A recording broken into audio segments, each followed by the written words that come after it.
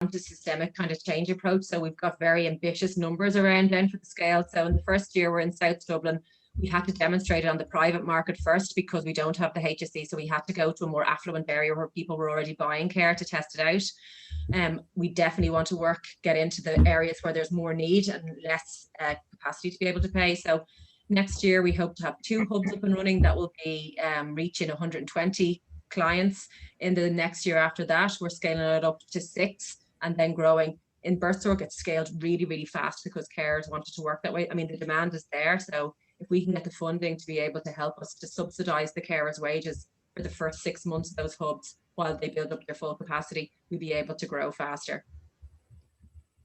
Tiziana, can I come back in there just very quickly? Go for it. I'm very disappointed. I thought we were going to expand into the 6 counties next year. Yeah, we could do that as well. It's a great model, and I think it has countrywide application. Just in terms of the social value, have you spoken to any of the parties in 26 counties about trying to get it introduced, or how it might and how they could help with that process? Yeah, so we're linking in with it's an umbrella group, the Social Enterprise Development Network in Ireland, and they're kind of really lobbying for that at the moment as well. So we're linking in with them. We've just started to do a bit of political work, I suppose, with myself and Shane just working on it. There's so much to kind of get our heads around with just only 2 of us working on the project. So we know that that's an area that we need to do, but we haven't managed. So we've sent out some emails and there was a response back, but we haven't yet followed up with them yet, but it's definitely on our agenda. Maybe Ellie can ask a question now, Aoife and Shane, if you don't mind. Thanks a lot. That was a fantastic presentation. Thanks a lot for that.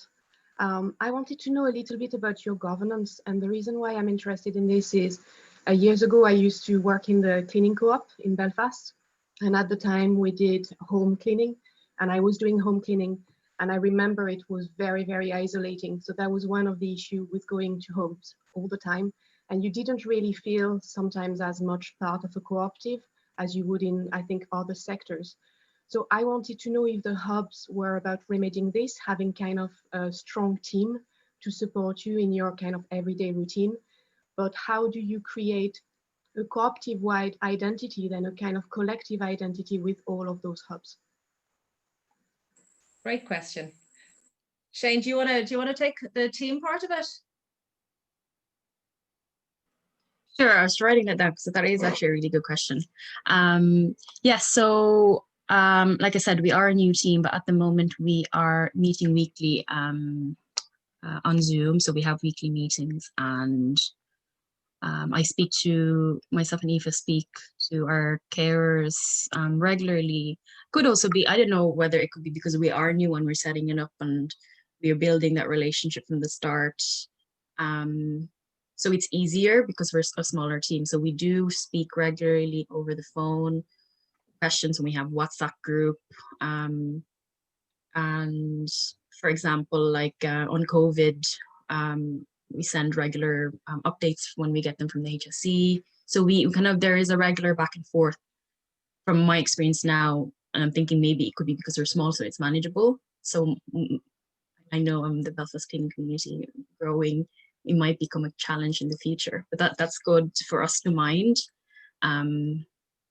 Yeah, I don't know if I answered that question properly. Yeah.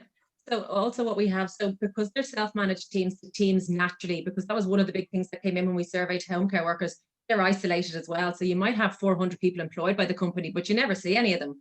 And that's one of the things that the companies want as well. That they said the worst fear is having a strong workforce, because then the workers will actually start standing up for themselves, you know. So it's purposely kept that way. I know it's quite a sinister view of it, but they don't want the care workers to come together. So we have in the self-managed teams, because there's so many shared roles and you have the weekly team meeting and check-in, there is a much stronger sense of team and cohesion in it. In terms of how do you create that kind of national organization, then that's a little bit more tricky. But I think it's done through our values based. It's done from the very first day when we go out and we do our information sessions and leading with our values and hearing back from people. So everything that we do is about listening to the carers. We're not coming in at all with a finished model. There is room for voices and change in this all the time. And we will have like there's our annual general meeting where we come together as well. Now, a lot of it more of it now will have to be done via Zoom, but there is team structures there that keep people together. And also when a new hub is starting up, somebody from the other hub will go and work with that team to build their capacity. So there's skills sharing going on all the time as well. And that has worked quite well in Birthsorg. So, you know, we're very conscious of that, and we'll be more conscious of it when we're scaling as well. But it's really through that value space and creating that identity of what does it mean to be part of the Great Care Co-op and owning it. So when people have the ownership of it, that sense of belonging to it, it should come. Thank you. Thank you. I think it will. Emma, do you want to come in? You had your hand up. I had a question about the teams and kind of how they interrelate with one another, whether you guys use any or what technology you use to enable that to happen, and how the self-management structure plays out with regulation. Yeah. All things we've had to face. Yeah, and that's what we've got as well. So when we met with the Department of Health, that was it as well. First was worker cooperative, who has ultimate responsibility here, and the next was the self-managed teams, who has ultimate responsibility. So there's a big kind of risk atmosphere within the departments that they're very risk adverse. So they see this as being very, very risky model to take if you don't have hierarchies and bureaucracy in it. So the software that we use is called OneTouch, and it's kind of a data management system and a CRM and a communication system. But we need to customize that to suit the way that we're working. So we're just testing that out at the moment. And we're looking for funding to be able to customize it because we don't have that funding to do it at the moment. But in using that, the hubs, we would like to have shared dashboards so the hubs can speak to each other as well. You can see like performance indicators. There can be chat between the different teams as well. And again, we're working with Birthsorg UK and Ireland to find out like more about the Birthsorg web, because they said that was their communications was one of the key things that helped them to scale so quickly and be able to work so efficiently. So we're going paperless at the moment. We're doing everything through OneTouch. So cutting time back on form filling and then uploading them, so everything will be digital so that we can read the data from the information that people are putting in. There was a question around the self-managed teams, was it, Emma? Yeah, I mean, obviously there's the RQIA in Ireland, and we've got CQC. So is there a similar kind of requirement to have, registered manager, nominated individual? And so because those posts are written into statute in the UK. So we don't have, home care isn't regulated in Ireland at all. So there's no regulation of it. No, zero. That's probably why there's so much bad practice. It is anticipated down the line, but I mean, we've been waiting since 2017. They said it was going to be regulated. So there's no standards or regulations. Now there is national legislation in terms of safeguarding. So you do have to appoint a safeguarding personnel, and there has to be, procedures in place and policies in place. Like you still do have to have policies, particularly if you're working for the HSE. There's like a whole gamut of policies, about 18 of them that you have to comply with. So we're able to do that, but we just have to tweak it in our policies to show that there's clear accountability and responsibility at the individual level, at the team level. When does it get escalated from the team to the board? When does the board then have to seek external help? So we had to do a lot of work with actually an external consultant in making sure that we were compliant with Irish national legislation and standards. Okay. She helped us to do it, but we don't have any, the sector isn't regulated. No, we look quite shocked. Yeah, it's just been a good part of my life for the past year, our lives. Wow. Kate, did you have a question to add on? And this is, if you don't mind, is the last question so that we can hear from Kate and Emma the story. It's pressure now, not be a rubbish question. Yeah, my question's around digital inclusion. So being paperless and having everything digitally, how have you found like, yeah, both the people getting support and the people giving support being able to see the stuff if it's not on paper, like, Yeah, Shane, that's for you. because we struggled with this. Eva. Well, to be honest, at the moment, because we are new on the client side, it's pretty much paper still. So we have the forms, and then we upload them onto our OneTouch system, and we do that then one-to-one meetings. I don't think we've done Zoom meetings with a client. So yeah, it's one-to-one meetings, obviously following COVID protocols. But we did meet with kind of like a senior residents group in the area that we're working with, and it has come up, that digital issue for some people, and we know that it becomes even more isolating for people who aren't comfortable using IT, and we know that there are trainings available from there's a group called Age Action, I think it is, and Alone.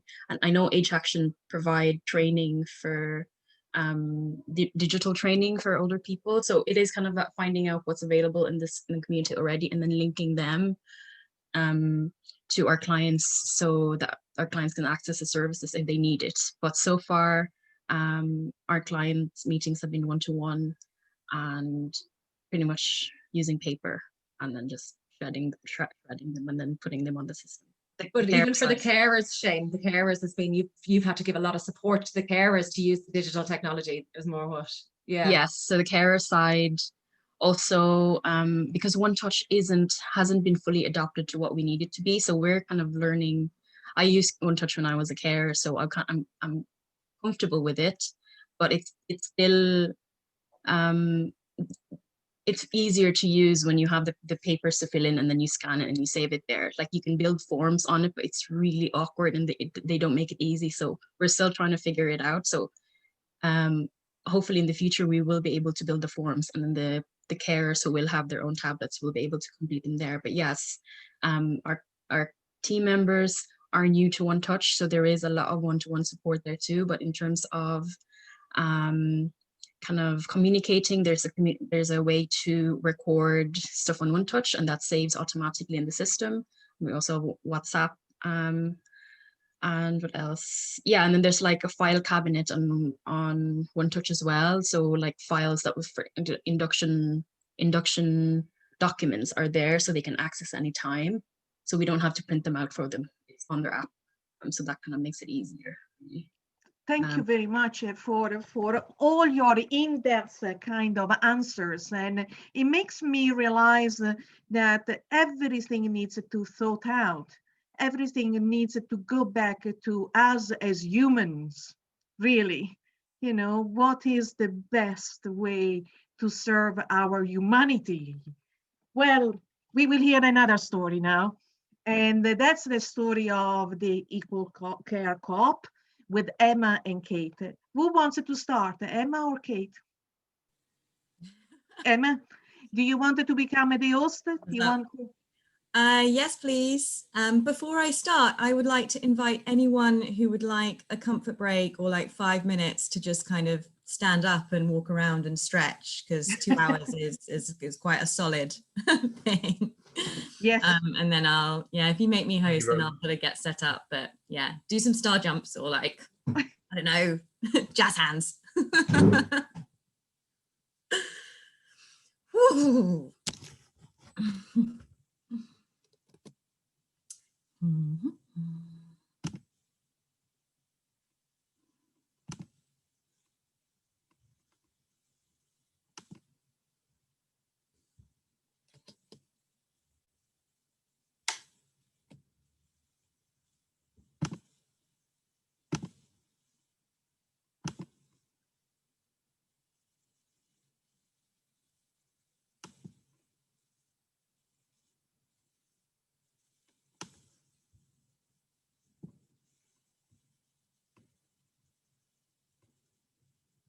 All right, so I'm just going to leave it another couple of minutes, and then I'll start after and I'm going to have a stretch as well and touch my toes.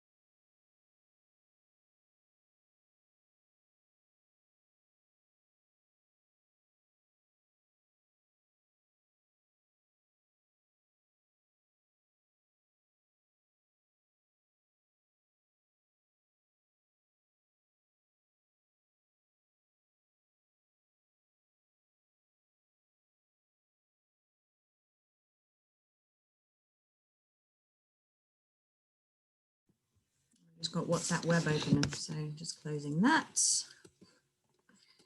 It's going to keep dinging otherwise. Okay.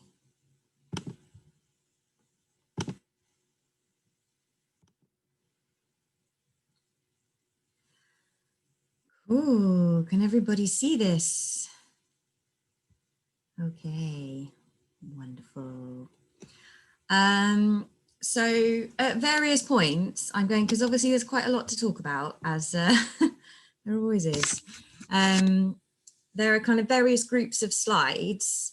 So could I just, when I start each group of slides, so I think particularly around the digital side of it, then I'll just look for a kind of a yes, sort of, you know, no, or thumbs down, to see which areas people are most interested in. So kind of things like the model, the funding, and the tech, and the governance, and all of that sort of thing. So this is our mission.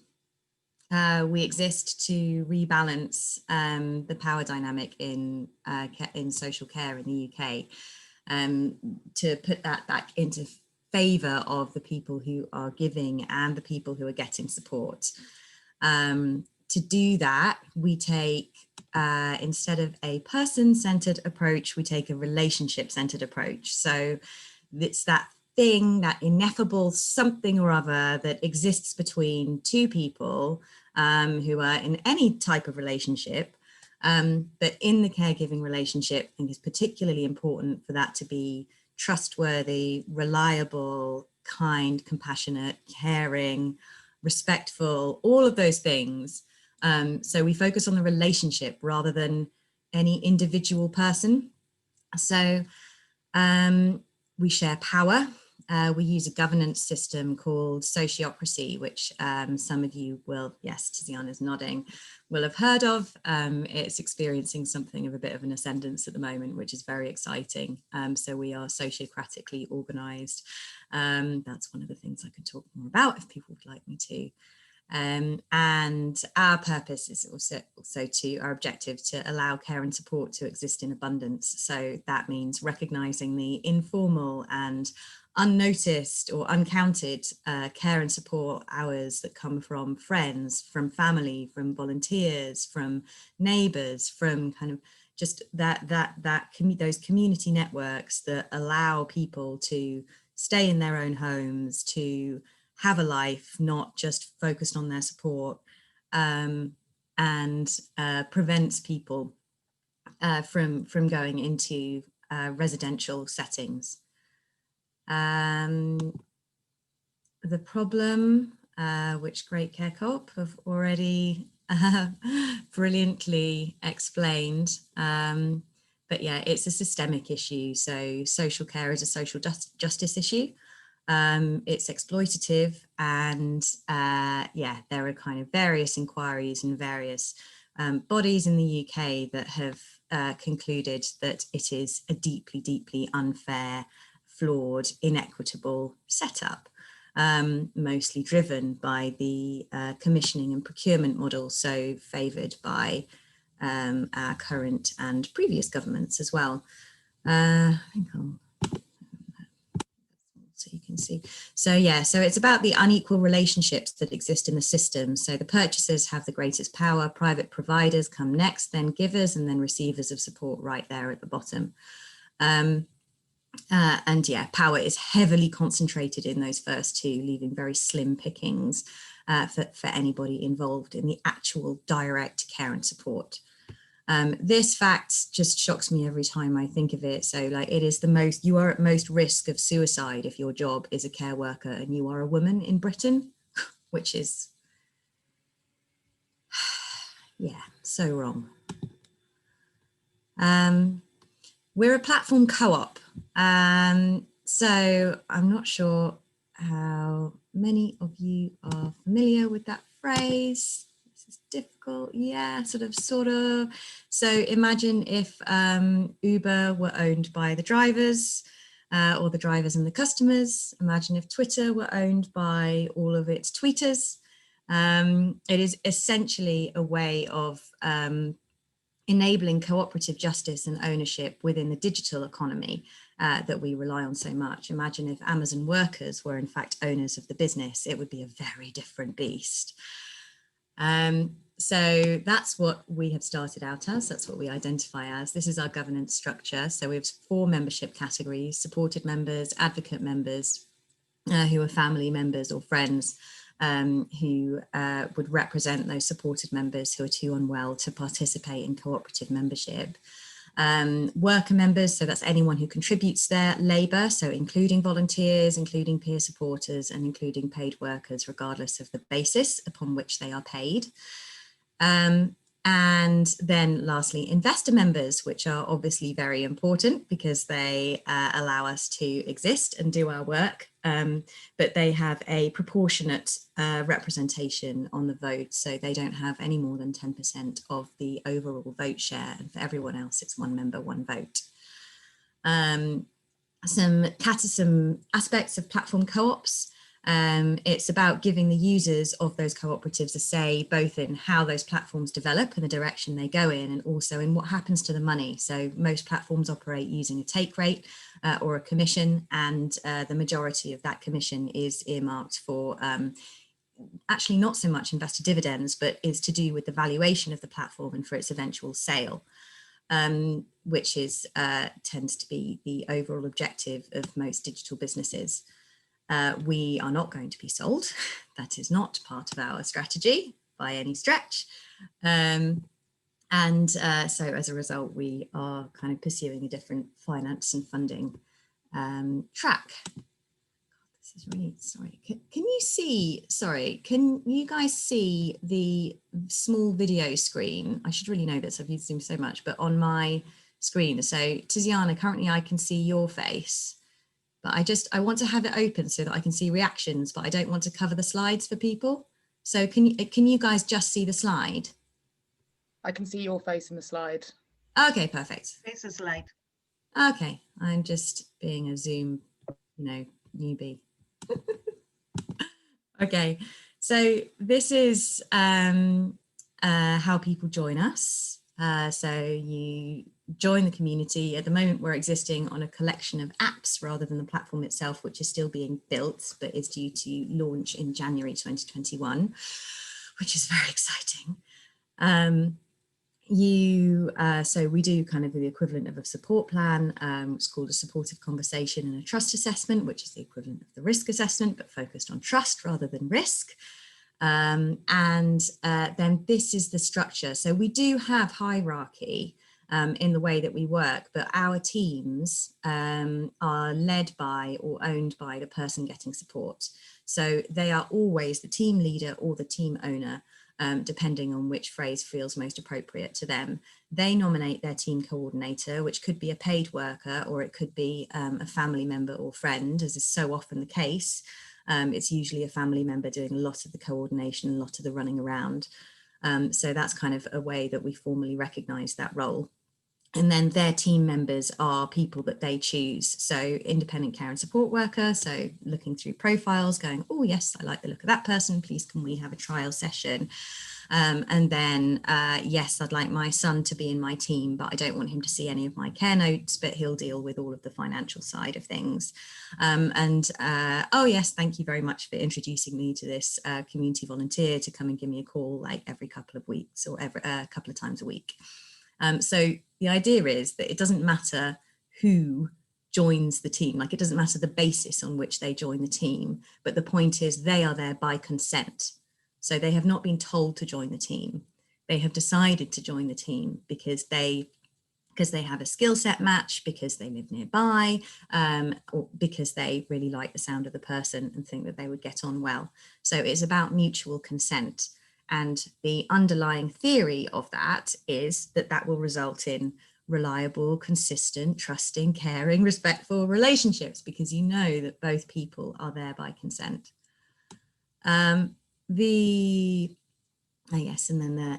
this is about making your choices and building your teams. We have a role called Equal Care Facilitator, which supports in the setup of the team, but then future introductions are borne by the team coordinator, or will be borne by the team coordinator once we've got the digital infrastructure to support that. Third, so help people. This is where we kind of circle back round to the co-production aspect of what we're doing. So as you'll see a little bit later on, we think in terms of hats. So your role is not you. You can be giving support or you can be getting support at any time in your life. You can be doing both. There's a lot of stigma around both roles in social care. And quite a lot of stereotyping and anyway, various kind of societal issues around these roles. So we're sort of building in the capacity to be able to both be a member of a team giving support and also to have your own team that are giving support to you. So if you kind of compare this to like one of the most well-known platforms on Airbnb, you can be a host or a guest, and you can be a host and a guest. So you can be giving support and you can be getting support. Here we've got, so care coins are our way of kind of recording that. That is very much at the further end of our development in terms of our kind of our overall roadmap to getting that all up and running. So that's the plan, but that care coins is not up and running yet. So this is the business model. It's kind of very similar to the for-profit platforms, except that it's a commons contribution rather than a commission, and it doesn't all go to investors in the redistribution of the dividend, although that is an open question at the moment in terms of our community share offer that's coming up next year. So this is like our growth model that we're looking at here. So growing circle by circle, and we've identified a role of circle founders. So kind of coming back to the sociocratic governance model, those circle founders are the people who come together in an area and go, we want to do this. But instead of spending 2 years going through and, you know, registering with the CQC and writing all of the policies and procedures and then choosing your board and then doing all of the training and then like raising all of the funding, we're looking at fast tracking that and using the Equal Care Co-op as the infrastructure to support that, but also to enable the kind of autonomy that you would get if you were just doing it as a group by yourself. And that's through the governance model. So workers set their own rates. At the moment, we only have independent care and support workers with us. So we've brought on, I think it's 17, 15 currently giving support. So we're still small, still in our pilot year. But then in the following year, we will be offering direct employment opportunities to independent workers. So they can come on as employees, and we won't ever offer 0 hours contracts because they are evil. Choice and control remains with team owners, coordinators and members, regardless of how their support is funded. So that also goes for if they get support through a referral, if we're holding, for example, a block contract with the local authority, they would still get the same level of choice and control as they would get if they'd been given a personal budget. So yeah, these are some figures so far. So 19 teams to date that we've built so far. I like to always touch wood when I say this, but nobody has gone to another agency having arrived with us. We've had 87% successful matches. So that's matches that kind of continue on and where both people are happy with the care and support relationship, and our hours are averaging 1,000 a month as of quite recently. Our average turnover of workers has been 7%, and nobody so far also left us to go to another agency. So yeah, that's due to a couple of workers moving to a different location, different area of the country. And our average hourly rate is £14 an hour. And it ranges from 13 to around 15. So key ingredients of distributed teams: trust, mutual support and learning, hope, optimism, authority, voice. So these are the kind of things that, but in particular, the equal care facilitator role has been focused on over this past year. And at this point, I would like to invite Kate to talk a little bit about the experience of being an equal care facilitator and building teams, including, you know, rough with the smooth and all that. Is that all right, Kate? Sorry, that was a bit of a surprise. It is indeed, it's fine. I'm literally in the middle of sorting something out on WhatsApp, so it's actually good timing. Both good and bad. Yeah, optimal timing. Yeah, there's been a couple of points you've been talking where I've kind of thought, oh, I could key that with a story. And I think one of the main ones is about kind of having that team. I think one of the most powerful things, so there's two for me that feel deeply powerful. A is consistency. So you know who's coming through your door, and you know when they're coming, you know who they are, you've chosen them and they've chosen you back. So particularly we support a couple of people who, so one lady in particular, she lives with her mother who's got quite advanced dementia, and she came to us from a previous traditional domiciliary care agency locally.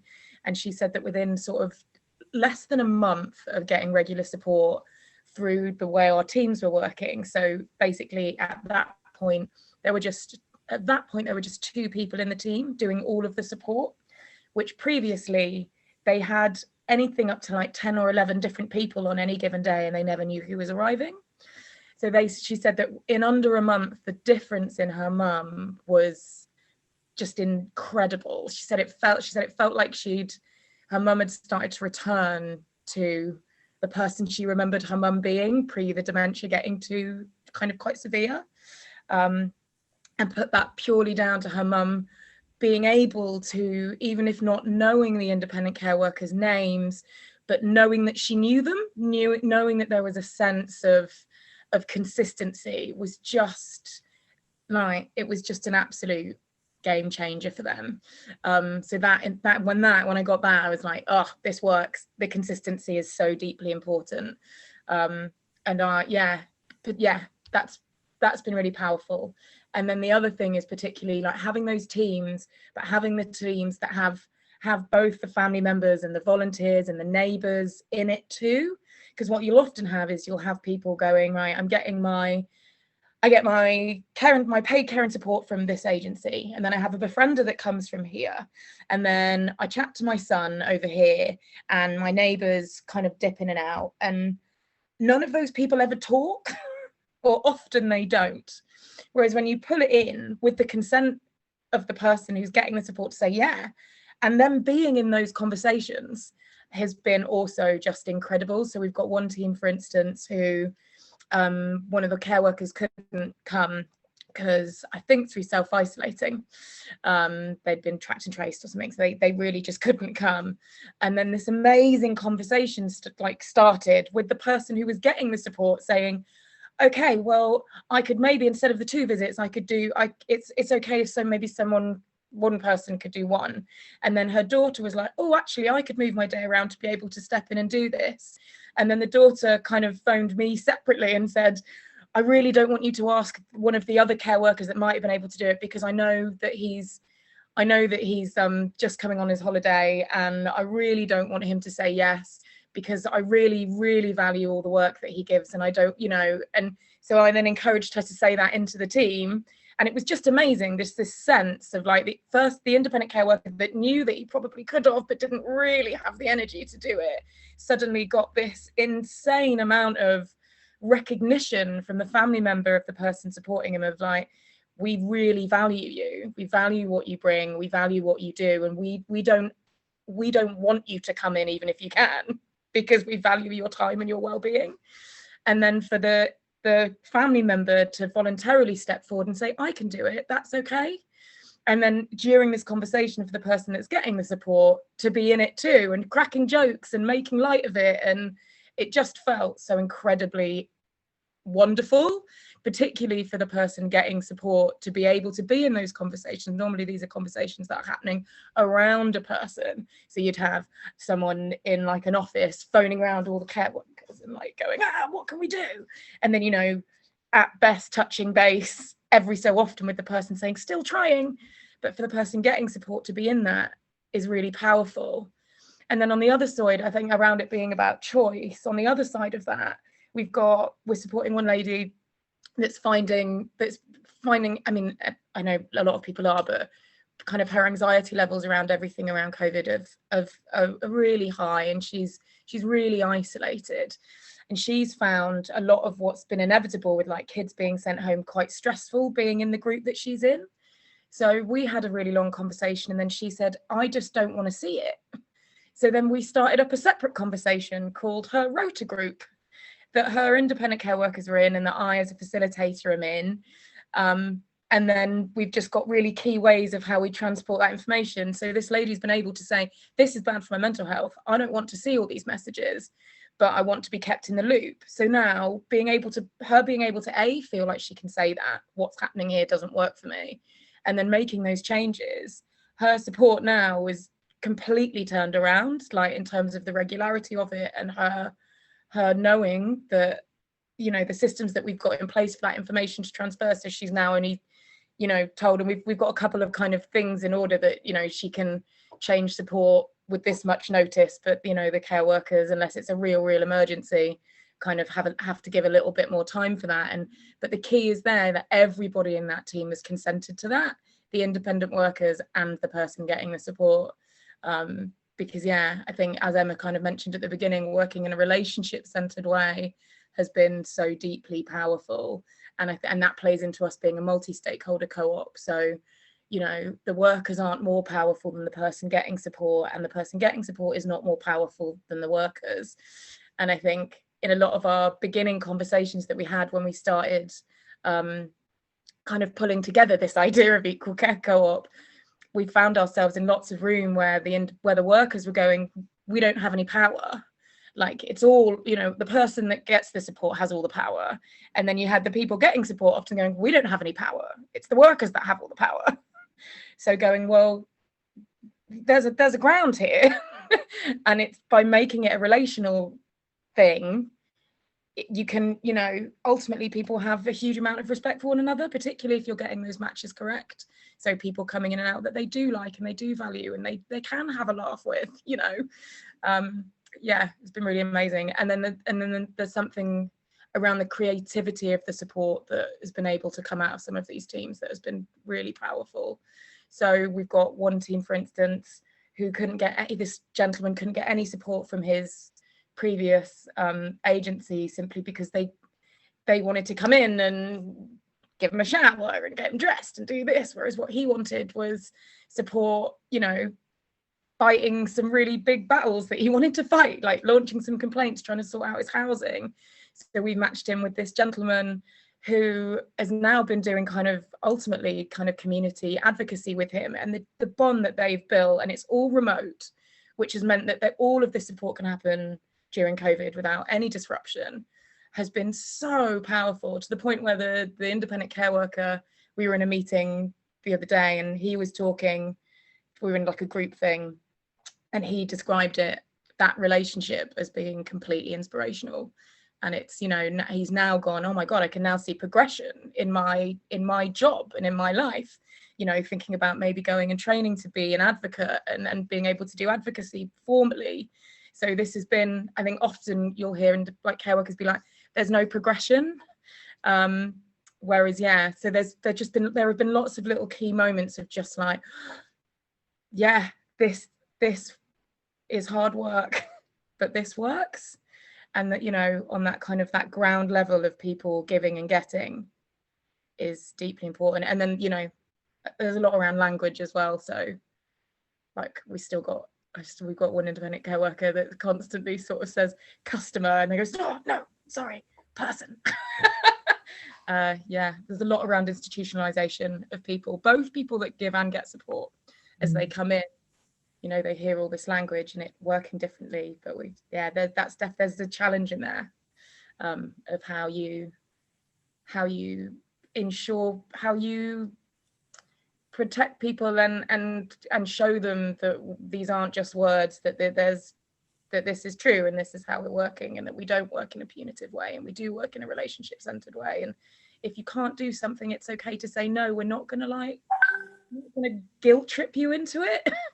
So yeah, that's kind of, I feel like that's really come to light in the last couple of months, of people still going, oh, okay, well, I'll just do it because I feel like I have to. No, it's okay, we can come up with a creative solution. Yeah, really powerful. Thanks, mate. So I'm going to put this to a vote. I can either talk about the tech or I can talk about the funding. Let's do funding first. Can we do like a thumbs up for the funding? So I can see 1, because I'm just mindful of time. 2, 3. This is actually quite difficult to count because I'm skipping through screens. Okay, and the tech? 1, 2. Okay. 3. I think funding just wins, but we could do tech and Q&A, and probably more funding and Q&A, to be honest. Right. So yes, we've talked about just some of the differentiators here. I will share this afterwards, or just keep this on the screen for a bit so you can pause it, because I'm not going to go through all that. Difference between for-profits and us, and then this is the tech, which won't make any sense whatsoever because it's basically all pictures of hats and and Scooby-Doo and like Mr. Men and things like that. So I'm going to jump through this for now. I do love doing that bit. Right, funding. So this is the normal funding track for businesses like ours if we were an equity share type organization going out and looking for cash. So we are at the, where are we? So we're, I guess, at the equivalent of where the angel is sitting, angel investment. So we've gone out to friends and family. We've done our crowdfunding, and friends and family as well for us was small grants. We ran a crowdfunder and raised £23,000 in that. That was donation based, so no equity so far. And then there was the community share offer, which we ran in 2019. We're now somewhere between this angel and the Series A financing, and we don't really fit very well into either of these things. And obviously we will never fit into the IPO or acquisition box. But we are looking for comparable amounts because A, we think it is possible. There is appetite out there for alternative social investment kind of financing structures, and we're not afraid to try them, basically. And B, because we don't want to sell out, in short. So, oh yeah, no, that's fine. Yeah, so this is our kind of journey to. Sorry, that wasn't me. This. This is how we start. So Phil's my partner. Yeah, her cats made no money at this point. There was a lot of sweat equity, which we're never going to get that back. Some co-ops do start by recording sweat equity. We didn't really know that was a thing, so I don't know whether we would have made that decision to do that back in the early days. But we don't know. It was hard, basically. So we did a lot of meets. We brought together a small group that met every couple of weeks over the course of 2017. We incorporated in 2018, and that allowed us to go for more grants. So yeah, so this point was a mixture of very tiny grants. So the first grant that we got was a Do It Award from Unlimited. That was very exciting. It's £5,000. And yeah, I spend a lot of time writing applications. And yeah, that was when I learned about the idea of a community share offer. And there was this like, oh, we don't have to just apply for small grants. We could actually do something with investment and get the kind of amounts that we need. And also learning to say that and to make my peace with saying that we need a lot of money and being okay with that, which has taken a while.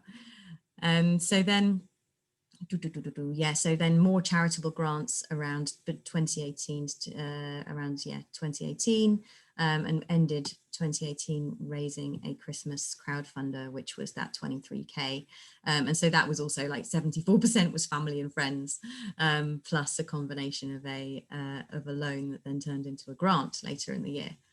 And then 2019, so we were the first startup cooperative to run a community share offer with absolutely zero collateral. So no bricks and mortar. We weren't buying a pub. We weren't building a windmill. We weren't investing in solar panels. We were asking people to invest in an idea. And so, yeah, that was, I guess it's like if you know about the risks of something, if you know enough about those risks, then you just never do it. So I'm just glad that I didn't know about the risks when we launched into this, and various kind of naysaying. So yes, so that offer, I was looking at, we also got some grant funding from the Access Foundation to support the development of the offer. And we also got help from the Hive, from Co-ops UK, in the form of the wonderful Dave Boyle and Andy Woodcock, who did the financial modelling. And then when we launched the offer, I was looking at kind of between, well, maybe we'll raise 150, maybe 200. With the final was 410, as you can see on the screen. 10k of that immediately vanished in costs, and overall the cost of developing the offer was really quite, I was between like 25 to 30k. That's inclusive of staff time as well. Because by this point we had salaries and that was amazing, and really helped my relationship with my partner. So now this one is moving into the next raise. So the features of our share offer in 2019 was so it was eligible for tax for investment relief.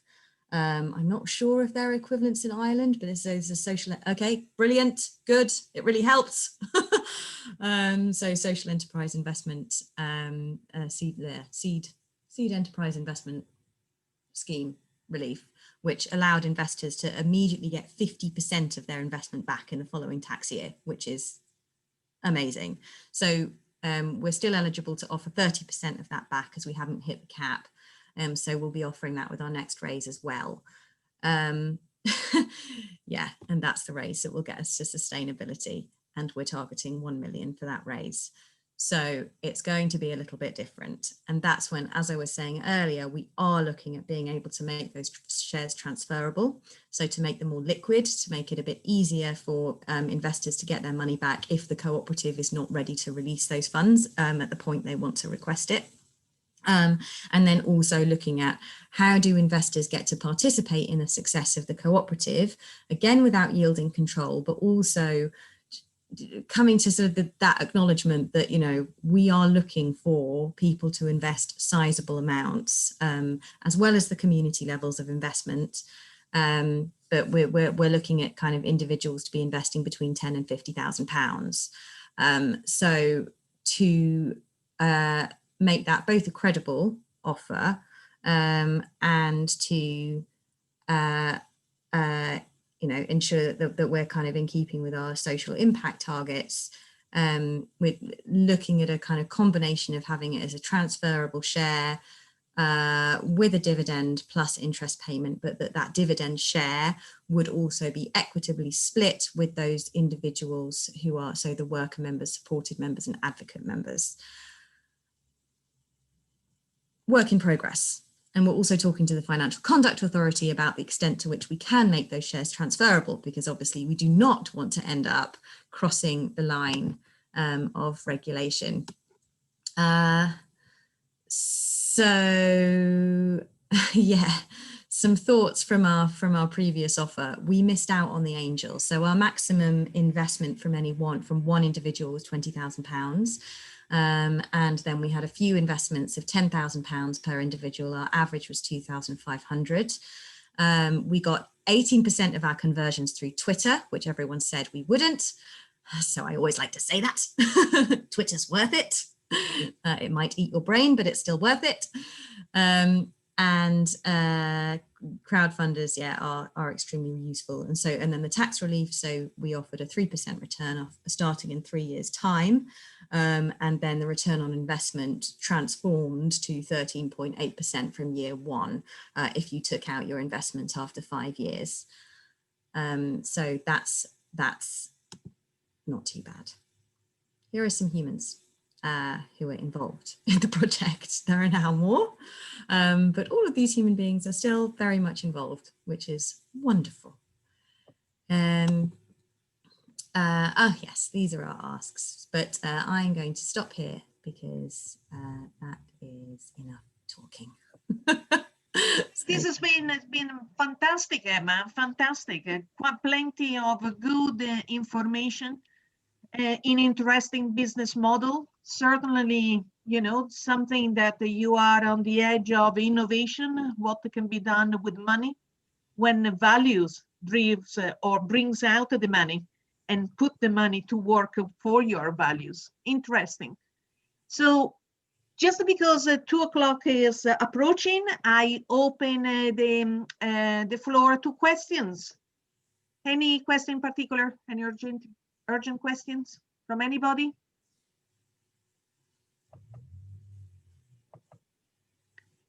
So let me start a bit, Emma, just because we don't use very much the word platform cooperatives. I think this is a concept quite new to Northern Ireland. I would refer to them with the old maybe name without the digital bit of multi-stakeholder, because clearly you have stakeholders there in your own board. How does it work, the level of decision making with the stakeholders? Are the votes weighted? You know, you maybe if you can summarize who are your stakeholders in general and how that transfer into your board, and how difficult is the voting mechanism for your board? So the board representation has got places for up to 5 supported members, 5 worker members, and 2 investor members. At the moment, we have a board of 8 people. What was from this? Anyway, the purpose circle of 8 people, I think, plus an honorary member who's still concerned about joining because of its potential impact on universal credit.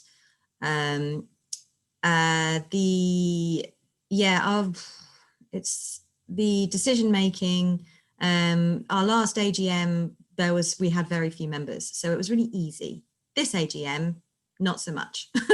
we've suddenly acquired 161 investor members, and then a fair few worker members, supported and advocates. So yeah, we're still looking for places to fill on the board itself, which we call the purpose circle. And then in terms of member decision making, that still just takes place at the AGM. Okay. Okay. And you're looking for big investors in this new round.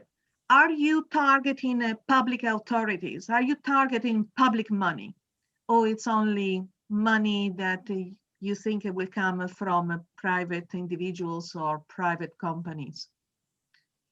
Institutional investors, so there's a lot of social impact institutional investors, so the likes of Triodos, CAF, Co-op Group, so kind of, yeah, Power to Change and Co-ops UK. Open Society Foundation is an investor of ours by way of Co-ops UK. So it's those organisations that I'm thinking of when I say institutions. Innovate UK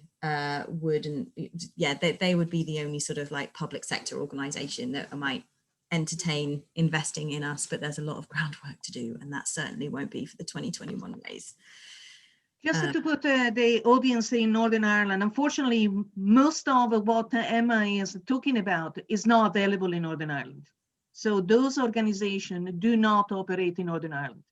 And that's one of... There'll definitely be social impact investors in Northern Ireland. But unfortunately, it's very much more difficult for us to approach them. For instance, Power for Change, we don't have it. We have the Hive, of course, but that's for each share offering will give us up to 4 days and no more than that. So it's really, we are starting from we are starting from a very low entrance here. But in say so, I think that what Emma is actually show us how far we can go if we can have those conversations more about the social impact investors. We bring them here in Northern Ireland. We can actually start to develop a relationship that we don't have yet, and that's the problem. Any other, Aoife? Okay, so there's a lot to unpack in all of that. It's fantastic. It's really innovative, and just so many layers of learning from it that I was really interested in. So trying to ask a question is, I don't know which part to start with. Definitely want to come back to the digital side of it. But on the funding model, I mean, these are basic questions because I don't want to pretend that I understand it. So you put first of all, your constitution. Did you have this built in your constitution? You said you incorporated in 2019. Did you already have the community share offering business model? Did you build that into your constitution? Or was that done afterwards? Like, would we have to change our constitution? We probably would if others were trying to incorporate this kind of a funding model. That's one. Yeah, so I mean, the model rules for multi-stakeholder co-ops does include provision for withdrawable shares. So we just added an investor member category in order to limit those, to limit the power of those votes into our rules. So yeah, when we incorporated in 2018, it was always with the provision of being able to run a community share later on. Aoife, can I just say that our legislation here, it's more advanced than the legislation that you have in the South. Sorry, Emma, to jump in. It's just that we are talking about two different jurisdictions, the South of Ireland and North of Ireland. That is similar. Northern Ireland is like UK, what the Emma does. So the model rules we have in the North are different from the model rules you have, Aoife. And that's a big issue sometimes. Mm. If we do transferable shares, then we will have to modify our rules. So that's a conversation with the FCA. And the receivers that you're working with at the moment, are they, I'm assuming this is all done to the NHS, is it they NHS, so you get funding from public funding doing that, or is it privately funded, or I'm just trying to get my head around that as well? Real mix, actually. We've got self-funders, we've got people who are have CH, so continuing healthcare payments from the NHS. And then we have many people are on one or other flavour of personal budget. So some get direct payments, some get what's known as an individual service fund. So it's all over the place, really. What we don't have at the moment, but which we are intending to do next year, is bid for local authority contracts. So we're now regulated with the CQC, which was a big hoop to jump through, and which I really envy you for not having to have to jump through, and that will allow us to get onto various approved provider lists with our local and nearby councils. Okay, can I add one last question then? Just want to, and the money. So you've raised 410,000, is that right? Yeah, nearly spent it. So that's what I was going to say. What's the big investment points that you're doing? If you're not paying out wages, obviously, what are the We are paying out wages. Oh, you are. Yeah. Oh, for the facilitating staff. Mm-hmm. Okay, yeah, so it's and about a 50-50 split between the digital development and then the operational type staff. So yeah, we're a team of 8 employees on various full-time equivalents, and then the 16 care workers on top of that. Okay, great. Any other questions? Ellie? I have a question, I think, for both co-ops, if that's okay. This is not a model that's really kind of well known either in the United Kingdom or in Ireland. So I wondered, I think a lot of the trade unionists, and Eva mentioned that, you know, there's a lack of campaigning with care workers. It's very difficult to organize, but the left has a tendency to prefer insourcing those type of services, or maybe putting them back as public services. And I wonder what were your opinion on that, and whether co-ops were just a solution because it's privatized at the moment, or whether you think there's something more to co-ops, especially, you know, to try and provide democracy for both the workers and the care receivers. Have you heard of CLES? Okay. There's a very, very good report about to come out about exactly that. And I'm with them on this, which is that I think a certain level of competition is good because monolithic services have their own issues, but that any for-profit organizations should be barred from applying, basically. So if you don't have a social, if you don't have an asset lock, if you don't have a social, if you're not a purpose-led organization, then you shouldn't be in the business of delivering public services. Go away. That's something that could be really part of the manifesto for any kind of campaigning we are doing here as well. And we did that. We did that in community energy. We did that in other kind of community sports. The asset lock for us was essential. We didn't do any community share offer with organizations that didn't have some kind of thinking where the profit was going. And certainly we didn't want the profits to go into the pockets of the few. But anyway, sorry, Eva, do you wanted to try to answer? Yeah, we had in the Migrant Rights Centre, obviously we've done a lot of work with the trade union movement over the years, particularly in the area of care and domestic work. You know, they had a very strong representation of care workers, particularly those who are employed through the public home care sector. The privates, they had some, but their impact wasn't as strong. They had very strong representation, more around negotiating public sector agreements and things like that for carers. But the carers didn't feel a part of it at all. That was also an issue. Like it was very hierarchical in the trade union movement as well. So the carers were being, they felt like they were just really puppets in it, you know, and there was divisions being made between carers working in the private sector and those working in the public sector. And the trade union was representing those in the public sector more than those not in it. But even those that were being represented, they still didn't feel like it was really their agenda. It didn't feel like it was building solidarity amongst the workers or anything like that. So there wasn't the change that people were looking for. Like we did a consultation of 100 different carers, and we worked with the unions to do it.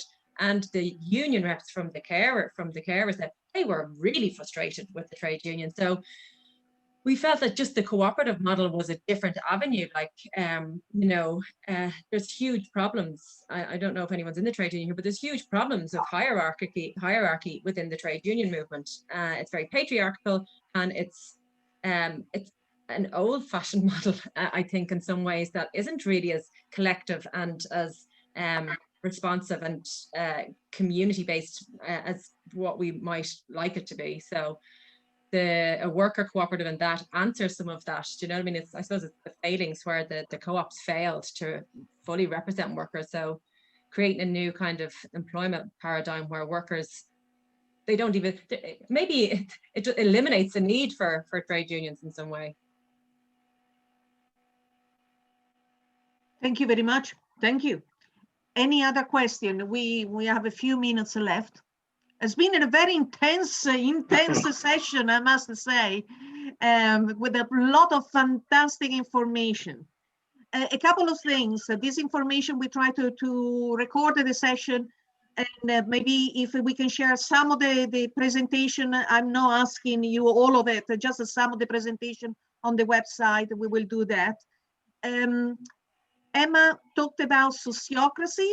well, you know that cooperative skills kind of webinars we are preparing. One of them is going to be exactly on that, sociocracy. That it's in Northern Ireland, we have one group is applying that, believe it or not, a co-housing connection. And one of their representatives will come and talk to us about sociocracy. So that would be fantastic, just as a point of information. Okay, we have something, this has been very interesting, just listening. Nolan, you wanted to say something, just a comment? Well, thank you, Tiziana, and thank you to everybody who's been engaged in this. I'm in the traditional support side of life, if you like, as a board member, where we give supported living services, winning contracts from the trusts, the health trusts, all that side of things.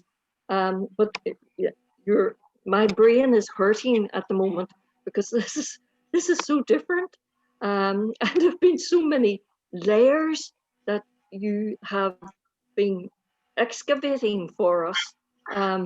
You've given us so much to think about.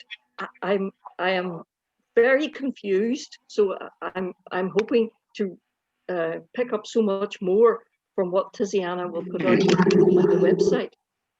I was confused with the platform. I was going to ask, I thought the platform was just to facilitate those in the care sector, to build, as you say, a relational way of doing business rather than the transactional. But now you're also registered with the RQIA, so you seem to be stepping beyond what was my original perception from your description. But again, the two models from Aoife to Emma, they're so entirely different, but they're building an utterly different way in each case of what is our traditional and broken model.